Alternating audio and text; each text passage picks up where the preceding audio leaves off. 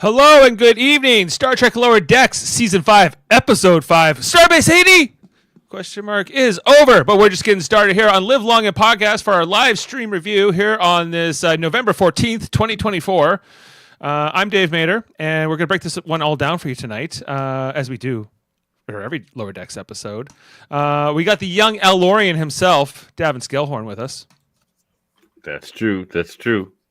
Also you got a Moopsie Lower going Decks there. #1 happened. Moopsie. Oh, Yep. She drinks the bone. Lower Decks #1 came out on Wednesday.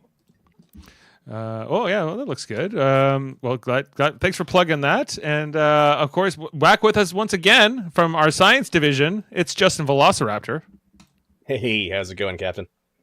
Good. Glad to have you with us. And glad you worked out your technical difficulties during the pro. So we're gonna spoilers. If you have not watched this particular episode of Star Trek Lower Decks, we're going to talk all about it. We're going to break it all down, and then we're going to rate it and say how much we liked it or not. And then I think Justin is going to be on point tonight with some fun facts. Some trivia and things that he's noticed in terms of Easter eggs and whatnot here tonight. So look out for that at the end of this show, which will probably run about an hour or so. So, this is live stream. So if you don't have a question about the episode, a comment, drop it along, and we'll try to get to it. We already got one viewer with us, coming to us all the way from Newfoundland. Who can believe it? So let's get into this one. Starbase 80 with a question mark and an exclamation point. The only episode of Star Trek ever to include both points of punctuation, Davan. Well, that is a good fun fact, isn't it? I am kind of circumventing at least one fun fact, but I felt I'm like always in charge of sad and fearful facts, but no one ever wants to hear those. Yeah, the fear of God or the gods or Elorians, who sometimes can go like this to Q, and sometimes they don't have any powers. It's hard to say. But we're gonna break that all down. Maybe an anaphasic life form. Maybe an anaphasic life form. Of course, we saw a little bit of Starbase 80. It's been referenced, I think, in every season of the show, and shown last season when Mariner was sent there by her mother after she was believed to have been like the one who betrayed them or had let them down or whatever. And but then that was all over. Conspiracy. Yeah, exactly. So the episode is all about that setup there. As we have the Cerritos going at warp. They've just finished up a mission where they were cataloging algae. It's not glorious, but it is important. Of course, we got our wetsuits here. Different division color wetsuits, and I like these wetsuits. I'm a sucker for a new uniform variant, especially when it's functional. And I think that these are there's not too many wetsuit choices, but this might be my favorite option. I'm a sucker for a wetsuit, being the beach is just down the street there. There you go. And it's cold where you are in that water. It is, yeah. The water's never warm. Yeah. Although wasn't there that woman in Halifax Harbor who was wearing a wetsuit and like a shark thought she was a seal or something and took her out? I heard about that. Well, I didn't hear about that. When did that happen? A while ago, but she was swimming across the harbor apparently, and Oh, well, there are mako sharks in there, blue sharks, or beagle sharks. Yeah. So, but none of that was happening here with the crew of the Cerritos. Mariner had a sunny disposition. She was very happy to have been on this mission. Normally, this would be boring to her. She even gets a scan from Tendi to make sure she's not, an imposter. But she's like, no, I'm excited. And then she's even excited for. Oh, she's a little upset that she might be a little bit too much like Boimler. But Boimler can only boim himself as he takes himself out here. And then we get, I think, a red alert, which Mariner says she also loves red alerts. And they head to the bridge, scantily clad in a lot of cases. I love how they're all dripping here on the bridge with the various wetsuits. I have a very dark theory, but I'm going to save it for later. Okay. Don't remind us when we get to there. So we find out that the navigation processor of the Cerritos is malfunctioning. As we find out, Cetacean Ops reports in their porpoise talk. We have to jump because we're flying blind, and it keeps shocking the water. Now, this will turn out to be the anaphasic entity. I'm kind of skipping to the end here, but this green electricity ends up mattering. And the anaphasic entity, if you don't know, they like to live in candles. They like to romance doctors and Howard women in general. So, Jodie's favorite episode, Sub Rosa, if you didn't know. And so they're a little rough here. So they need a new navigational processor, and there's only one base that they can get to. It's Starbase 80, the infamous station. Which no one likes the idea of going there, but Mariner really doesn't like the idea of going there. She is freaking the hell out. And going there, and then Boimler says, "Well, we could make it to D Space 6 in 400 years, or we could go to Starbase 80." So that's ultimately they don't really have a choice but to go to that particular base for this thing, because we can say that's not that far. But then we got a no from Mariner as we pine out, and then even Ransom has to go like, "Are you just going to keep saying that the whole trip there?" Because it may not be 400 years, but I think it's going to take a little bit of time. And that is our teaser for the episode. So pretty straightforward, As we get our title, we get to see, I don't know if we saw the exterior of Starbase 80 last season, but we definitely see quite a bit of it this season in this particular episode. Obviously an older space station, but different than like K7 and some of these other models we've seen. The Cerritos docked there, and Mariner again lecturing her mother about how she's not happy to be here, reminding us about that history that she had been exiled here last season and ended up resigning her commission, and that this is a bit of a pain point for her, but they're going to make this work. And then Ransom shows up. I forget exactly what. I think he's just saying we have to go on the mission. So that they can't use transport. He likes to lay it on thick. He sure that does. squelch sound. Oh God. Yeah. You gonna use all your gels? I like to lay it on thick. Oh yeah. Oh That's God. the stuff. That's the stuff.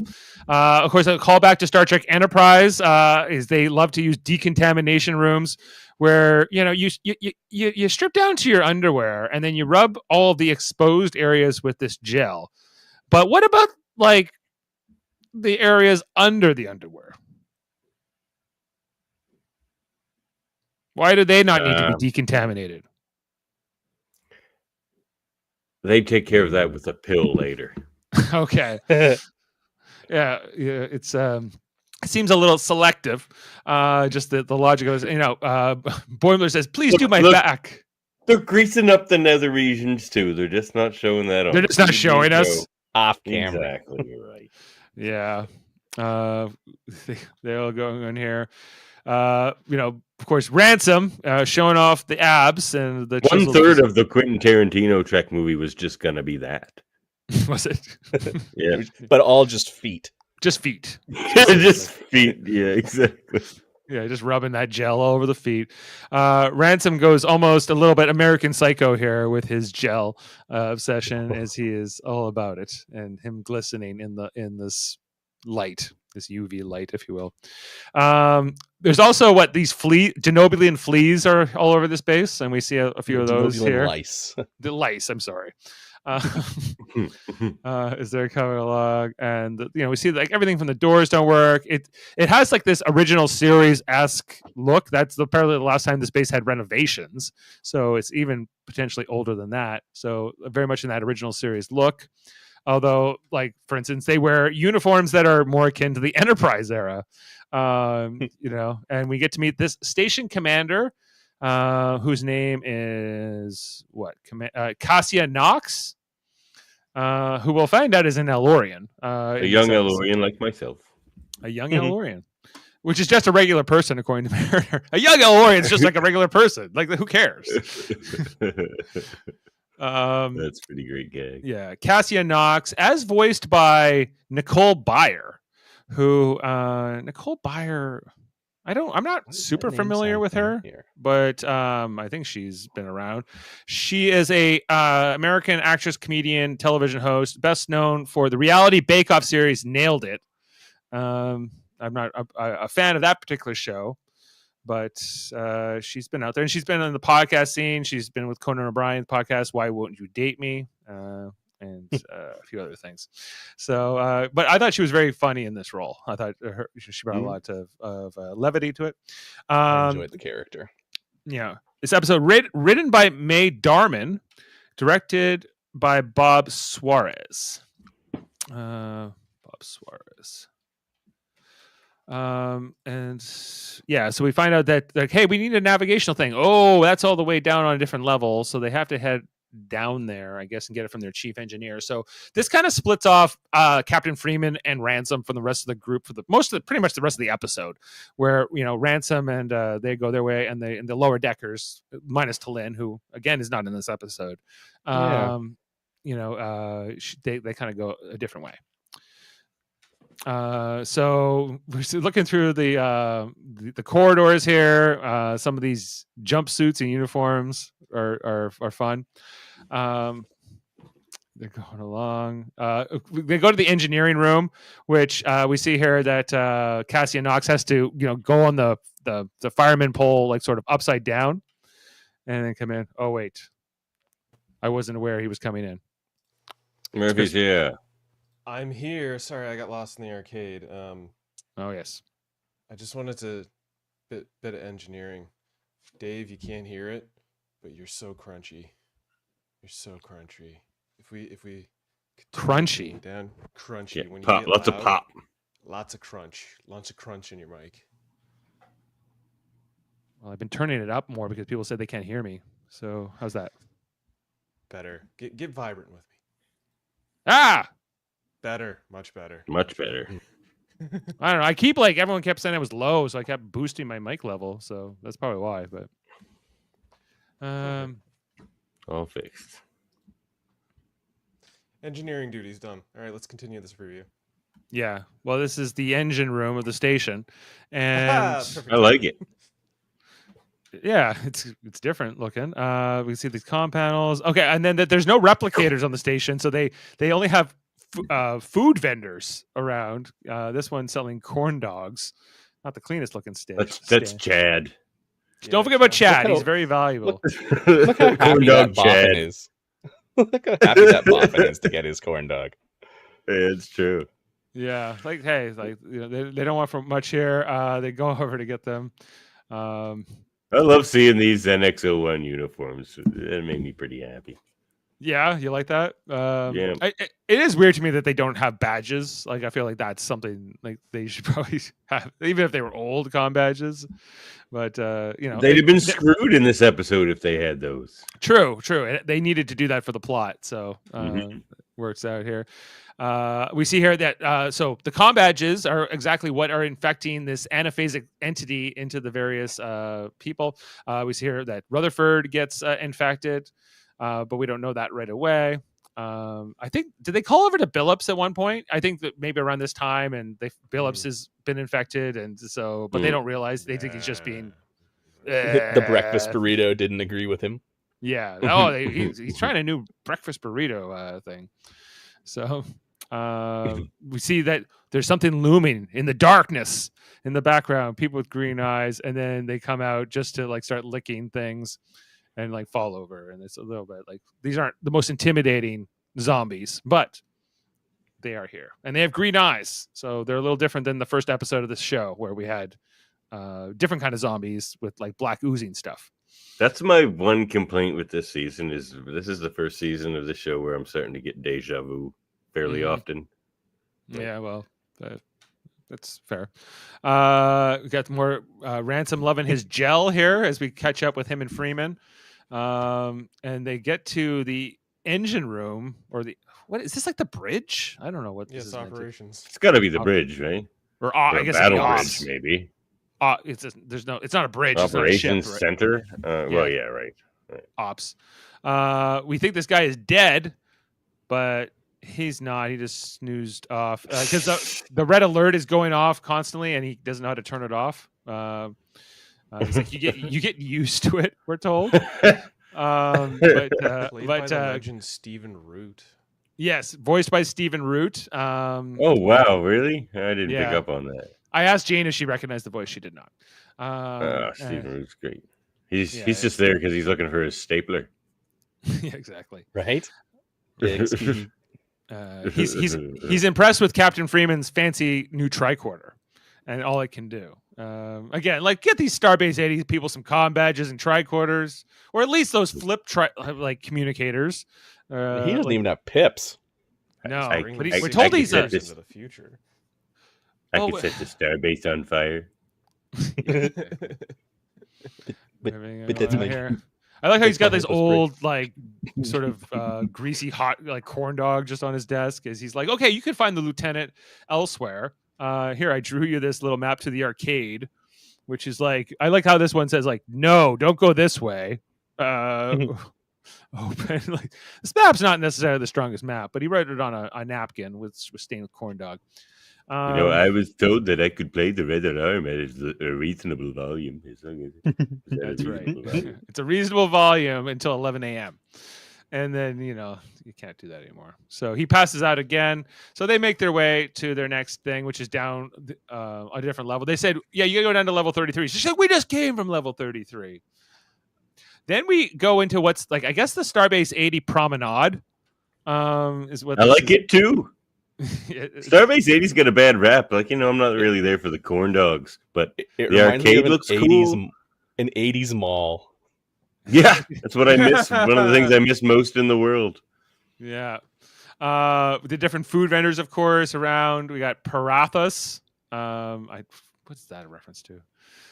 We find out that the Akamarians have a big presence on the station. Dav, what's that episode? Do you remember the name of the episode with the Akamarians?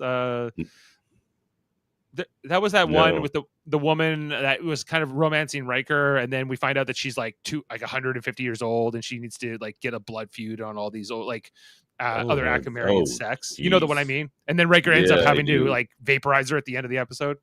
That's a weird one. That is a weird one. That is the vengeance factor. The vengeance factor. The vengeance factor.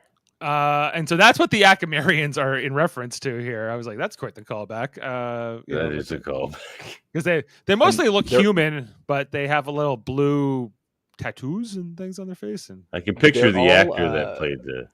They're all gatherers versions of the Akamarians as well. There's none of the more civilized set of Akamarians. Yeah, the more like the biker gang kind of Akamarians.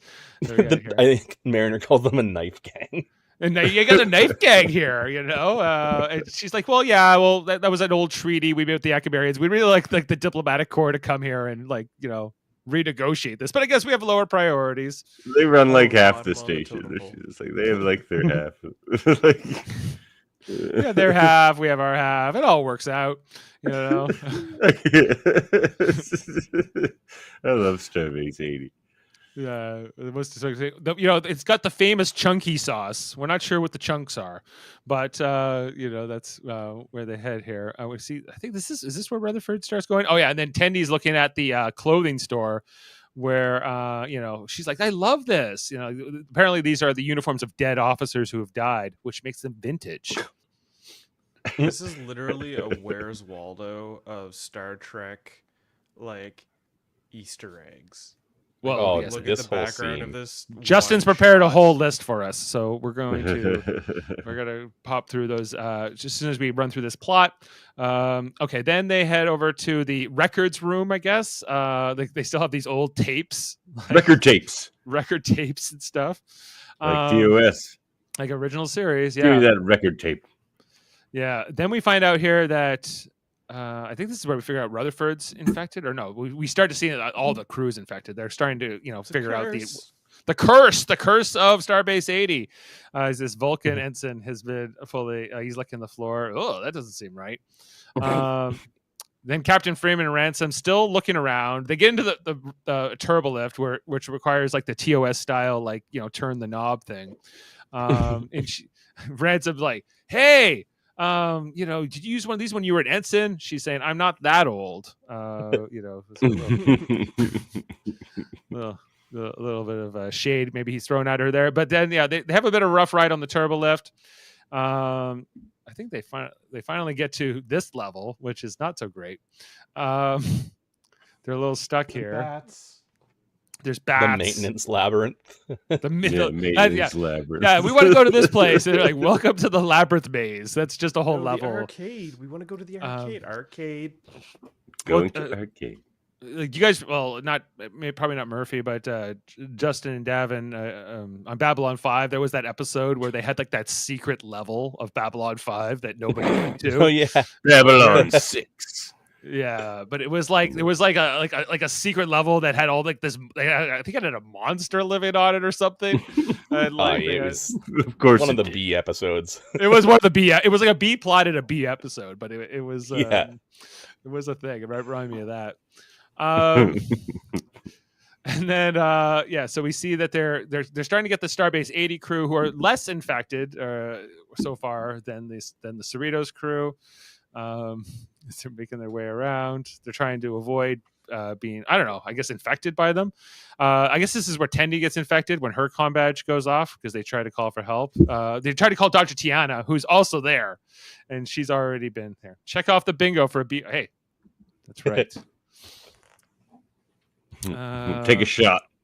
Mariner very hostile towards Cassia Nox and the entire Starbase 80 crew and everything else going on, that they're the ones with the curse. She's like, "Come with us. We're going to try to figure this out." And she's like, "You don't have a lot of much choice but to work with us here." So, Mariner begrudgingly agrees. Down in the maze labyrinth with Ransom and Freeman. Going along here, they got their phasers out and they think there's a monster, but it turns out just to be this guy again, the lieutenant, or the Gene, as they know him here.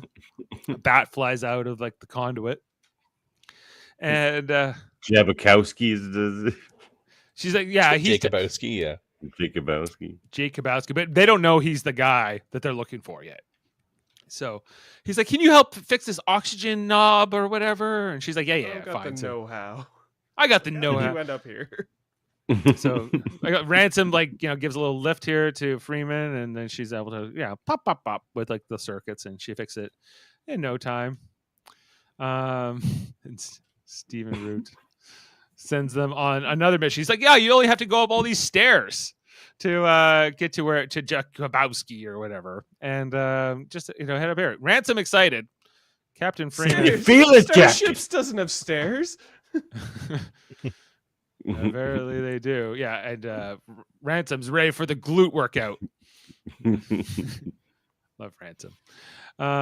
Freeman's not so much. It's kind of like that scene in Ghostbusters when they have to climb up the stairs in Ghostbusters, or even in Batman, I guess, right? When in '89. You better make it 10 minutes, boys. 10 minutes. All right. Then we go back to the lower deckers. We find out Tendy's been infected. This is where Boimler then try to use his comm badge, and he gets it too. Then we meet this doctor, the doctor of the station, who turns out to be, what's it called? A parasite? It's the Geordie parasite. When Geordie turned into a weird salamander lizard thing. It's fairly noticeable. Yeah. It's like starts with a T, I remember. Justin will help us out. The Tarchanin parasite. Dr. Harrison Horseberry's Tarchanin parasite. And what was the episode that's from? That is from Identity Crisis. Yeah. Identity Crisis. Okay, so yeah, like I immediately knew what this was a callback to as soon as I saw him, but I was just like, oh, that's hilarious. Like, what a thing to be afflicted with. I'm told it's barely noticeable. I'm told it's barely, yeah, it's kind of noticeable. All right, follow me. You know, he's like, Pip, Pip.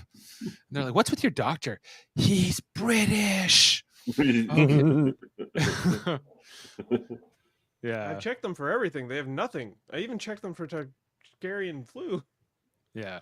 Then he's scanning Rutherford with a tricorder. This is my other favorite gag in the episode, is like somehow we're led to believe that these little meters and dots and things are supposed to mean something on his tricorder. Like he's able to, like, he looks at this and knows what this is, or like how to diagnose him, because he's like, well, he's not infected with any traditional pathogens or viruses or anything of that sort, or whatever the parasite that he has from Identity Crisis. So he's like, and I always scan for that first for fun. yeah, I always check for that first for fun. So Mariner's about to use her comm badge, and then she's stopped by Cassia Knox, who throws it on the ground and smashes it. Mariner takes exception to this, and so they start fighting. She's like, no, you Starbase 80 people are working against us. So they have a fight of sorts. Cassia mostly using, like, you know, not direct trying to hurt Mariner, just trying to more defend herself. It reveals she's an El Orion, like the species of Guinan and Soren from Star Trek Generations. Tolian Soren. Tolian Soren. Time is the fire which we burn. Yeah. She's only 30. She's not like 400. No, but she could live to at least that age, right?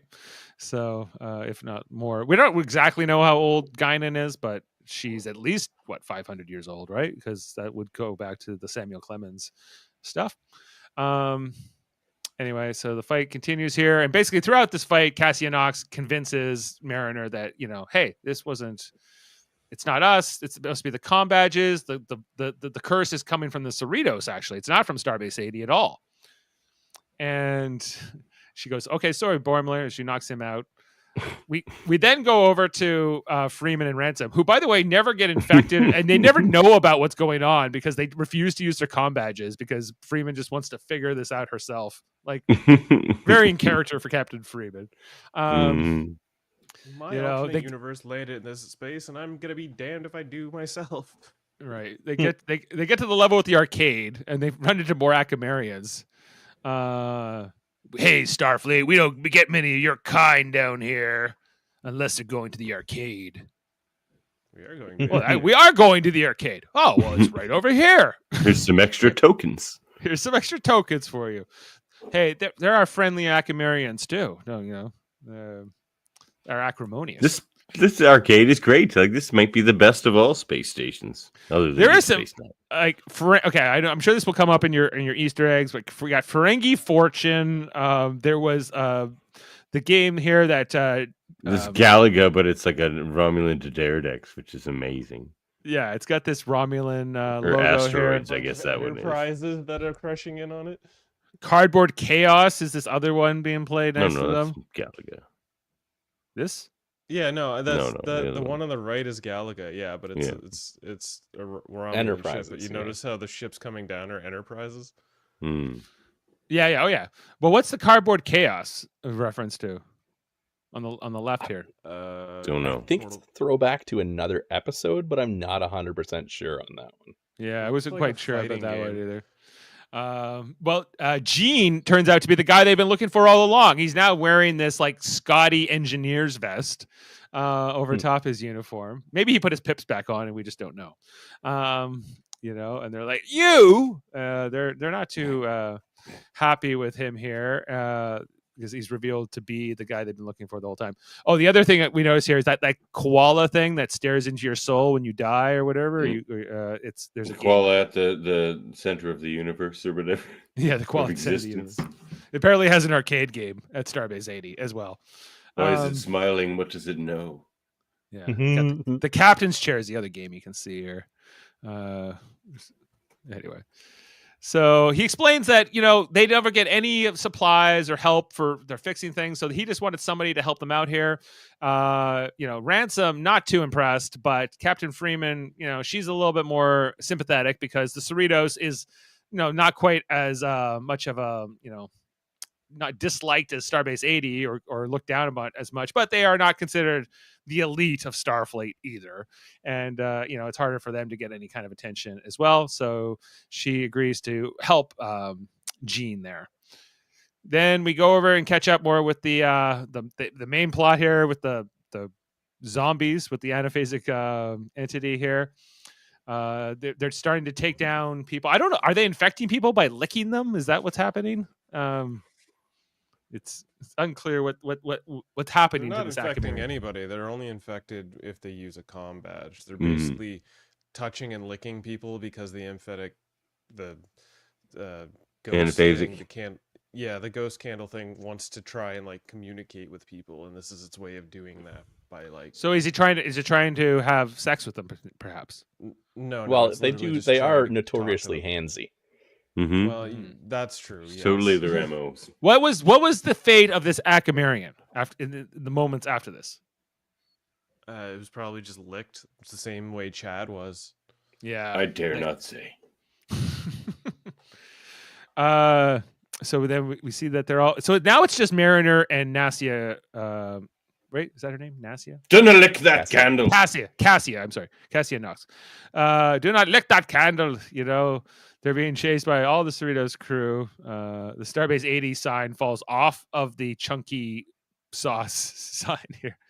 And I think this is where they figure out what to do. That the comm badge with the tricorder. I don't know what they do here. They somehow... Oh, they head to the Cerritos because they think they figure out that they have to go to the source of it. Red alert. Now they have the corn dog guy, Chad, and the doctor here. What an unlikely crew to save the day. Hey, Chad's a hero. He's brave, fella. There's the auto destruct on the ship is, by the way, going on and off as we see one of these guys just keeps moving his head across. It. Disabled. But doesn't self-destruct require 2 senior officers? Yeah. It's not. So that's a bit I don't of think a it's. flaw, I don't think your hand slips and you act. But that's a bit of a gag they're going for here. This guy, Rutherford's rival, who I forget his name, but Lance or something, is present, and she even goes, "Oh, that guy! I don't like that guy either." So through some teamwork and some things here, they keep going. They're getting chased by the zombies, and this is where Chad steps up. He's like, "I got this. I've got the corn dogs. Don't worry about Chad. Don't worry about Chad. No, Chad, don't do it. Marines got this, baby. The hero we deserve." They get to the bridge. I think this is where they turn off the self-destruct. Good thing they did that. And then they go. We gotta head into cetacean ops. Cetacean ops. They throw amazing parties. We're told. What was the other thing about them? They help with navigation. And they have amazing parties. They're whales that help with navigation. She's like, that's awesome. Navigation processing.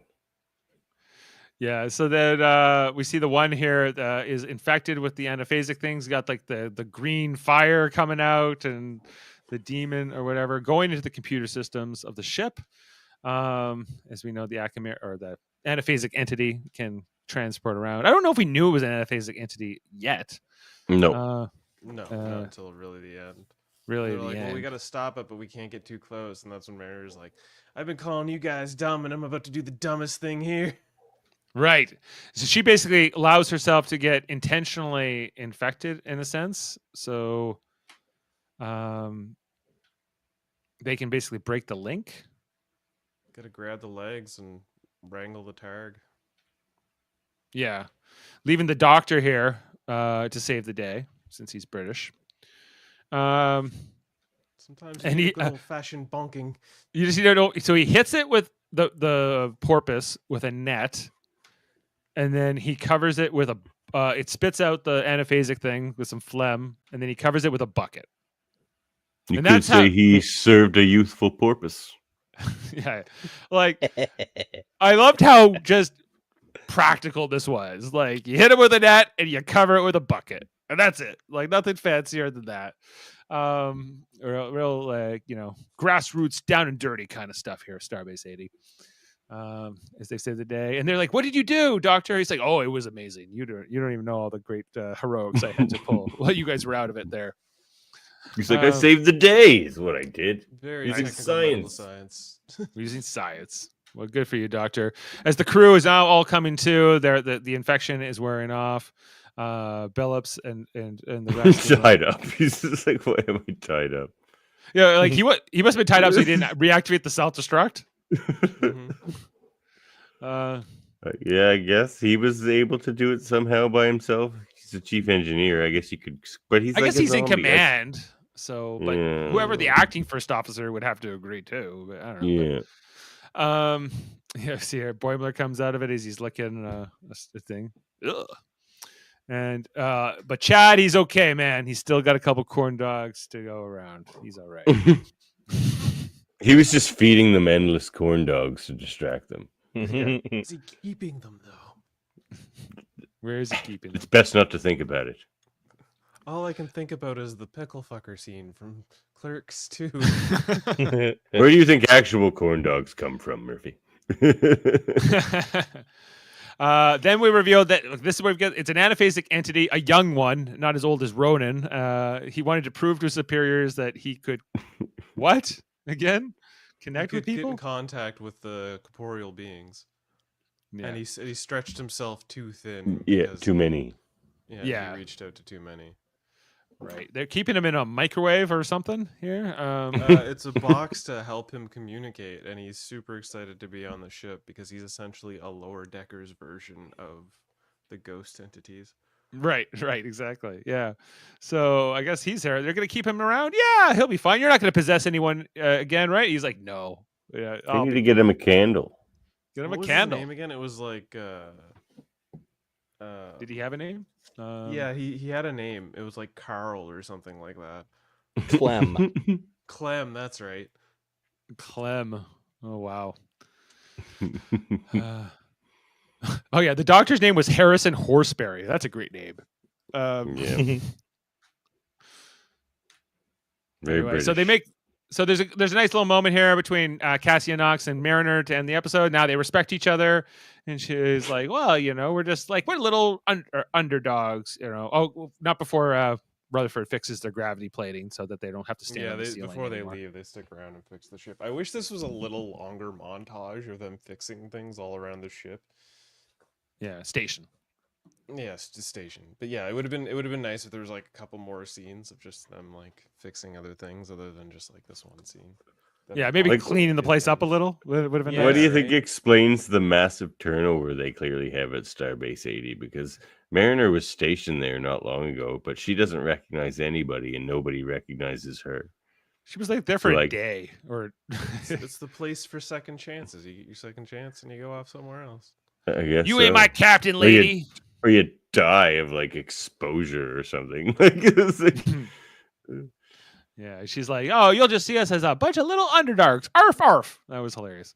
Anyway, and so then we find out Captain Captain Freeman and Commander Ransom still trying to chase down bats here in the labyrinth. Through some kind of dimensional portal. A particular type of bat that it's a reference to another Star Trek. A Perithian bat, maybe? Yeah. And then there's this monster thing that they're fighting in the labyrinth. It's the mother bat. The mother bat. Captain Freeman's not intimidated. She's going right after it. With a pan and a broom handle. And then it claws her. Episode over. What did we just witness here? Like, here's my dark theory. I'm thinking maybe Freeman's dead now, or is about to be, because they seem to be building Mariner up as a more responsible officer all of a sudden, who's more into the job. So she's gonna take over now or something. I don't know, but that's my dark theory. It's it's gonna get crazy here in the end. This is the last season, right? They're gonna go all out. I think. like I feel like it was more like a comedic. I don't think it was anything leading to. Then why would it just? You don't think it's going to pick up in the next episode? You think that's just? No, I don't think. I think it's going to be a complete like non sequitur in the next episode. Oh, I don't know about that. Don't know about that. What do you guys think about this theory? I think that this like whole thing about the alternate Captain Freeman being the commander of Starbase 80, and that I think that plot line might come back up again, but I don't know why or how exactly, unless that alternate somehow replaces Captain Freeman, maybe in the future. That could be it too. I think that they are slowly becoming those versions of themselves. I think that by the crew of the Ritos cleaning up Starbase 80 the way they did, that's going to get Starfleet's attention, and guess who might end up commanding Starbase 80? Captain Freeman? Captain Freeman. And so then Mariner somehow becomes captain? And well, maybe not immediately, but I think she's on that track to becoming a better version of the version we saw in Dos Cerritos. And I much like Boimler, I also didn't shave for this episode. I noticed that his beard is coming in nicely. Yeah, Captain. Well, the thing is, like, Boimler is growing this beard throughout the season, trying to become more like that version. So that's not a bad theory, I think. That this, the becoming versions. Does that mean that Billups is going to have sex and become king? Yep. Maybe. Yeah. Oh, Andorizio. Oh my. Oh, yeah. Rutherford's going to become less human. We'll see. I think he's going to become more like that version. Or not. Rutherford had a couple good lines in this episode too, where he's like, "I want to fix stuff, or there's nothing for me here to do." And then like, "Can you help us fix this whole station?" He's like, "Can do. This is the best ever." Just like little Rutherford stuff. Okay, Justin, do you want to tell us what's happening in this episode? Give us all the Easter eggs and whatnot. All right. So I did miss some stuff. I didn't get everything in the background of that shot from the store, unfortunately.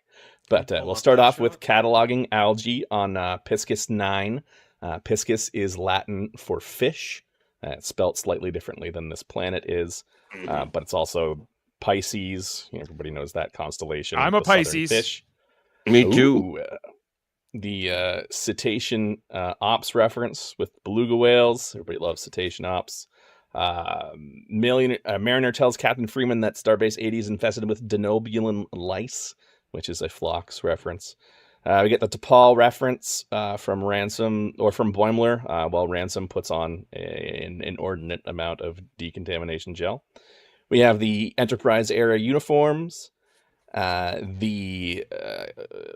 What Cassia Knox says about their flux spectrometer needing to be fixed is a callback to the TNG episode Cause and Effect, in which they use the flux spectrometer to, I think, a nebula. They're looking at luminescence in a nebula.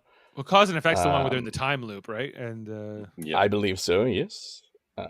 Wall comms are featured in a lot of the background scenes, which is necessary because they don't use comm badges. Rutherford refers to SB-80's systems as old and weird, referencing the huge technology leap from the original series into the more modernish DS9 TNG Lower Decks era. Cassia says that there haven't been many upgrades since the 2260s, which is why it looks like it's straight out of the original series. The presence of the Echimerian gatherers on Starbase 80, as we said earlier, is a reference to the Vengeance Factor. We got the neat turn handles on the turbolifts. Secondhand shops, I did notice the vintage pads, the Klingon dagger, the old tricorders. There's a display case that I recognized but couldn't place on the mantle. The vintage uniforms that still have the holes left in them from where the last person died. The fancy jacket, I couldn't, off the top of my head, place it. But which jacket? The one with the pink collar? Yes. That's from a Star Trek episode where the guy that plays Lurch was in it, and that's his jacket. Oh, Ruck. That was Ruck's jacket. Ruck's jacket. Okay. The smell of decontamination gel is mentioned by Ransom, which is a reference to the Enterprise episode Catwalk, when they smell the gel in that as well. We talked about Dr. Harrison Horseberry's Tarchenan parasite being a reference to Identity Crisis. Cassia being an Elurian. Arcade games, we covered those. We got the Romulan emblem. We didn't catch the name of that, but it's probably like Bird of Prey or something like that. Ferengi's Fortune, Captain's Chair, Cardboard Chaos, and then the koala game in the background. There's no explanation. Cardboard Chaos is the one I'm still trying to figure out what the hell that is. Yeah, I'm gonna have to look that up fighting afterwards. Game. It's a fighting game. I don't know if it's any type of reference, but what's the reference to Star Trek? I don't know that one. Yeah, I'm not sure. What does it all mean, Basil? What does it all mean, Basil? Sub Rosa, we know that one. Shout out to Jody. Rutherford rides a Targ, like a coin-operated one of those rocket ships that we used to see in the 80s in the mall. One of the crew members in the mess hall says, "Hug me," which is, I think, a reference to how handsy the anaphasic entities usually are. Mariner with disgusts when she sees Livik. It's like, ugh, Livik. Livik! And then my favorite reference in this entire episode is in the very end when Freeman goes after with the frying pan after the big bat. It's a brushing pan, like a dustpan. Dustpan. And a like hand. That's a Great Outdoors reference. Oh, is this? If you remember that movie. I do. I didn't pick up on that reference, but with John Candy, yeah, that was my favorite. Dan Aykroyd. Of the episode. That's everything that I saw. I'm sure there's a bunch of stuff that I missed, though. Well, the only thing I would add to your fun facts here is I kind of already mentioned this at the top of the episode, that this is the first episode with a question mark and an exclamation point. Other punctuated titles have included the original series episode Operation Annihilate, as well as Who Mourns for Adonais, which had a question mark. The DS9 episode Who Mourns for Morn also has a question mark. And the Voyager episode Bride of Chaotica with an exclamation point. It's a classic episode. So they very rarely have a question or an exclamation point on any episode title. That's kind of interesting. I never really have thought about that until today, but that's the thing. And Ruck, the owner of that coat, you may remember, Dave, is from the episode What Are Little Girls Made Of? Oh, who can forget? Yeah. Well, didn't that guy come back and play Mr. Halm and for Loxana Troy too? Yeah. Same guy, right? Yeah. Yep. So, okay. Well, with all that said, in that scene, there was also the old hats that Kirk and Spock wore, the old like gumshoe hats. Where they had like the fedoras, the blue and black. Oh, from like a piece of the action. Oh, yeah, that was like in a little corner of that drawing. Honestly, if you want to know like what all was in there, check out Trek Culture Cetacean Ops with their latest up and downs of the episode. Sean covers like every little bit there. It's really extensive. It's kind of impressive with the detail. Whoever Sean's always great at like really dialing in on that stuff. Yeah, Sean's amazing. Love you, Sean. Shout out to Trek Culture. Yeah, good job, Sean. Love is a strong word, but I really like you, Sean. So let's throw up our ratings, and figure out how we want to put this one. Davan, you're on deck. This one's not my favorite, to be honest. Maybe my least favorite of the season. I'm going to give it an 8. An 8? Okay. Like again, deja vu. I feel like we've done the zombie thing.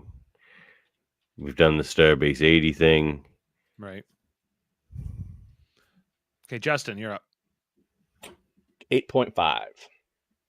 8.5. Oh, 8.5. All right, Murphy.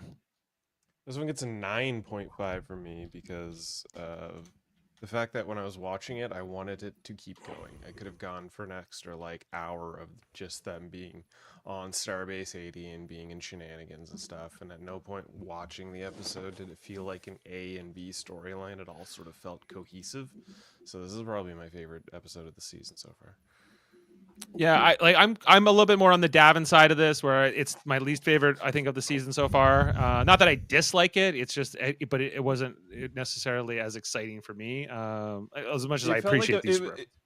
I get it. I get it. I guess the episode very much felt like a detour pit stop from the overarching seasonal storyline that's going on. Like they didn't reference any of the punching hole stuff. It was just like, oh no, we gotta stop for a pit stop. It's Starbase 80. Oh god, let's from this 4 season bit. And for me, the difference between this one and the last one is this one, sure, it was full of Easter eggs, but those are kind of hollow. Whereas, like the previous episode, it wasn't Easter eggs; it was expanding on the lore in the worlds, in the species histories and stuff. Those kinds of Easter eggs, like things that actually make the world bigger and better. And there was none of that in this one. Like this episode, I agree, is kind of like a pit stop. Like what I completely agree. And I think that you need these kinds of episodes to make like the more dramatic, more like the epic episodes feel more like that. Like, because if you try to do that in every single episode, I think you'd start to get a little desensitized to that. So I think that the fact that they don't have like a 26 episode season like the old shows used to have, like they have to try to fit one of these in. I think the midpoint of the season is the right time. So with all that said, I like the episode. I'd like to drop mine to a 7. Sorry to interrupt. I want to go down to a 7.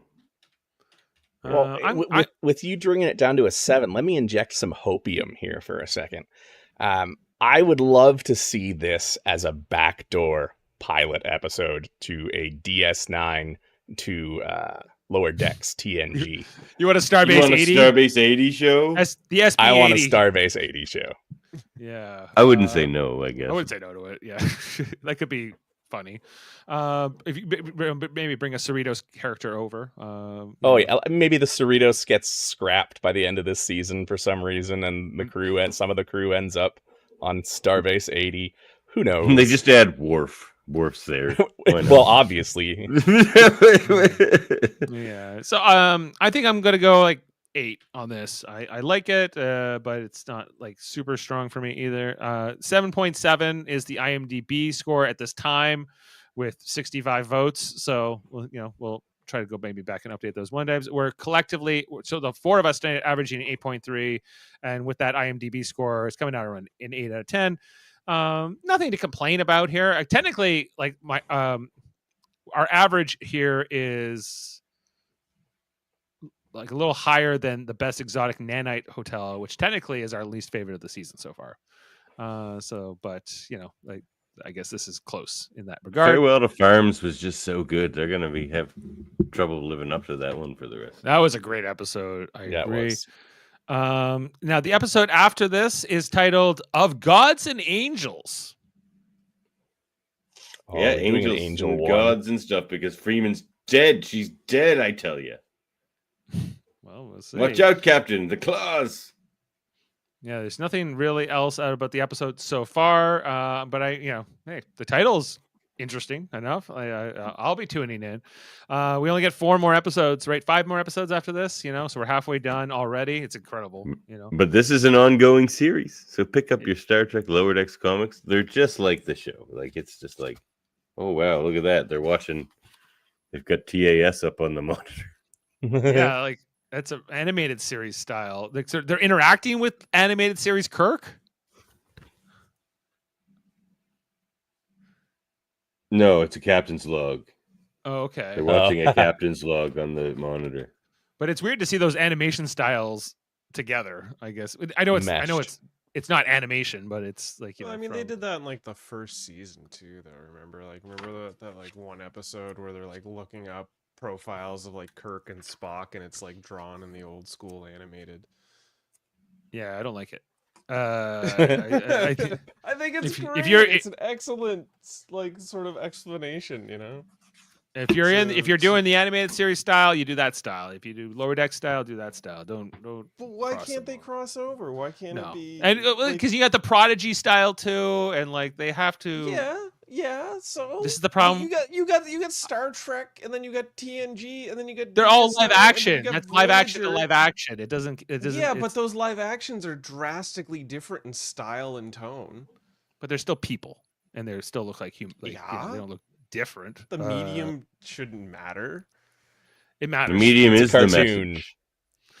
Yeah, like remember? Okay, Davan will understand this. When they had the Spider-Man X-Men crossover, right, on the Spider-Man show, the Spider-Man animated series in the 90s. The X-Men were done in the Spider-Man style, right? They didn't come over in that animation from that other show. They had to adapt a little bit to that. Yeah, But that wasn't a comedy. That's obviously used for comedic effect in that panel. Like, I'm with Murphy on this one. You have to draw some lines with comedy, and this is one of them. They did draw some lines, just different styled lines. Yes, well played, Justin. Well played. Damn you! So with that said, well, we're signing off for the night. We liked the episode. We didn't love it, by the sounds of it, except for Murphy. He loved it. Murphy loved it. Okay. Well, thanks for being with us here tonight. Murphy and I are ever on the opposite ends of the anaphasic candle. There was that podcast where you guys agreed the whole show, and then we were done in 10 minutes. So then we were just anyway, so check out all our great content here on Live Long and Podcast. We have a Science Division Sunday coming up here. What are we doing? Class L Probe this Sunday, Davan? Yes. Talking Enterprise, we'll be diving in deeper into issues like, should Archer have given the Velokians the cure in the Dear Doctor episode, or what else we got going on there, or I forget, but check it in. Check it out. Check that show out. It's gonna be great. Check it out. He might have forgot about it, but don't worry about it. Check it out. Yeah, absolutely. But when did you pick, Justin? That Vulcans are more argumentative than Tellarites. There you go, that one. Mm-hmm. They're more disagreeable, I would say, at the very least. Yeah, with all, of course, we have our ongoing. Oh, and the other one of the other ones was the death of Sim. Did it mark the end of Archer's innocence and high ideals? We'll be diving into that as well. Are Klingons less honorable than Romulans? How dare you? I think that the Sim thing is not even anywhere comparable to the Tuvix thing. I think they're very but I guess that I think it's more when Archer steals that stuff from those aliens, right. It's that, and he. But anyway, of course, that's like in the first episode in The Void. He does that pretty much right away. It's well, I think it's partway through the season, but maybe. He's like, we're stealing your stuff because we have to. Oh yeah, because they were beat up by that point, weren't they? And that's why they needed the stuff. Yeah.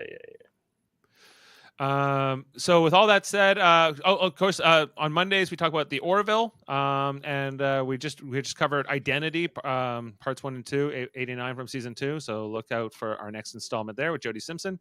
And I think those are all the Live Long plugs, unless I'm forgetting anything. And with that said, we can probably sign off for the evening, guys. All right. Well, all right. I think I got 2 clips for you to play out. We'll start with this one. Station Dr. Harrison Horsebury, we must get these officers to sickbay. Post haste. Pip, pip, on your way. What is happening with your doctor? Oh, yeah, he gets that a lot. He's British.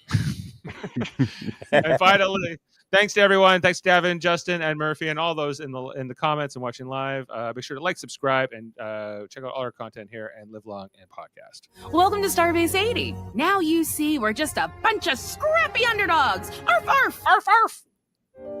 Beam up some Star Trek content with Live Long and Podcast.